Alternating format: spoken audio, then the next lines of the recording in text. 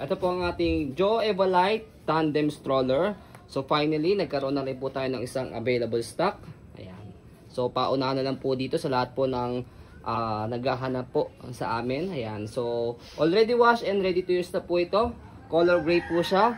So ito po yung details po niya one by one. So unahin natin yung kanyang front seat, which is semi-reclined, adjustable, fit for 6 months old. Ayan. Up to toddler na po siya. So ito yung kanyang canopy. Ayan. Okay. So meron lang siya ito, napaka-light na fade lang, napaka-light lang. Hindi naman siya pangit tignan. Yan. Sobrang light lang. Yan. Kaya not big deal naman po siya. Yan. And then meron siyang zipper dito for adjustable ng kanyang canopy. Ayan. So kapag pinold siya, ayan. Fold lang muna natin siya. Ayan. Para makita po ninyo, pag binuksan nyo yung canopy, makikita nyo pag nakaganyan siya, forward nyo lang po yung bakal dito. Ayan. Dapat yung bakal niya mapupunta dito sa harapan. Okay? Para mag-fit po siya. Next natin, ang kinagandaan sa front seat niya, ayan, as you can see, flat seat. Ayan. And then, tatlo yung butas niya for newborn toddler, ay for 6 months old toddler and kids. Depende po sa laki ng baby po ninyo. Harness, wala po siyang putol, 5 harness po ito. And then, meron siya ditong handle. Ayan. Press nyo lang po dito sa dalawang side and then, slide nyo po siya pataas kapag ilalagay o tatanggalin si baby. Ayan. Okay, next natin sa kanyang leg rest. Ito, leg rest niya. Press nyo lang po dito sa dalawang button. Pull down kapag gusto nyo po nakaupo si baby. Kapag nakaiga, angat po ito. And then, adjust natin dito. Sa likod, may makakapa po kayong bakal. Press nyo po yung pataas and then pull down. So, ayan siya. Very comfortable pa rin po. Si 6 months old kapag nakaiga. Next natin, yung kanyang ayan, back seat. Ayan. So, sa back seat niya is good for newborn na. Unahin mo natin yung kanyang canopy. Ayan. Okay. So, goods na goods yung canopy niya. Ayan. Wala itong faded. And then, ito siya kapag nakaiga. Mas mahaba po siya. And then, same lang din. Meron siya tatlong butas dito. For newborn, toddler, and kids. And then, 5 harness po siya. Wala po siyang putol. Ayan. Okay. So, kung meron kayong baby magkasunuran, newborn and toddler, kapag naman po si 6 months, as in newborn, naging 6 months na, dito na po siya. And si toddler, pag 1 year old pataas, dito naman po siya. Okay? Para mas maluwag po dito. Next natin, adjustment po niya dito sa likod. Hatakin nyo lang po ito.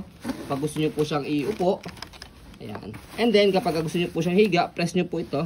And then, pull down. Ayan. Okay? So, next natin, ito meron siyang peekaboo dito. Ayan.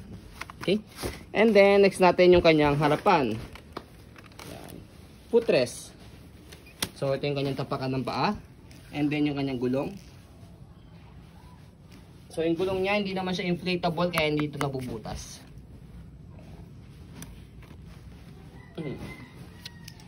Okay. So, expect po minimal scratch siya dahil pre-lap po ito. Kung gusto niyo po ng walang scratch, brand new. Ayan.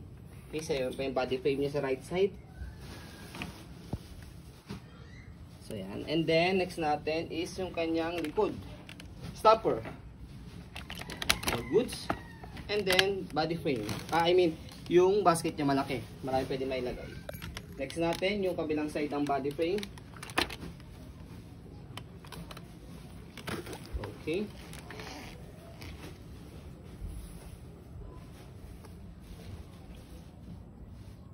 Ayan. So big wheels na po yung likod niya. Kailangan talaga ng big wheels dahil po 2 kids ang sasakay. Next natin yung kanyang handle. Ayan. So check natin kung meron siyang tear. So wala naman.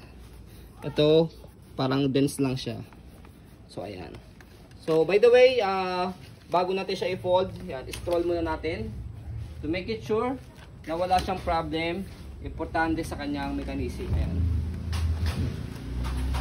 So as you can see, very smooth siyang gamitin. Okay? So, sa pag-fold sa kanya, fold lang yung canopy. Yan. And then, yung canopy ng harapan, fold yung po siya paharap lang. Kasi, para pagka-finold po natin siya, slide yung handle and then press. Okay? Hindi pwedeng maunin na sa ilalim kasi hindi nyo siya mapipindot, nakalak. Slide, press, angat, tapos pull down. Yan. And then, kukompress nyo lang po siya. Yan. And then, meron siyang lock dito. Yan. Can stand alone. Okay. Kapag inopen naman po siya, tatanggalin nyo na yung lock dito sa gilid. And then bubuka. So okay na. Pwede na siyang gamitin. Okay, and then additional last information po. Missing lang po yung kanyang front hand, yung handle niya rito. Pero not big deal naman po yun dahil back seat naman po siya. Okay? Yan. Karamihan po talaga sa dumadating sa amin ng gantong Joe Evalite Tandem is kulang talaga yung back seat niya. Hindi rin po namin alam kung bakit. Jackpot na lang po may isa makakuha ng may back seat na handle.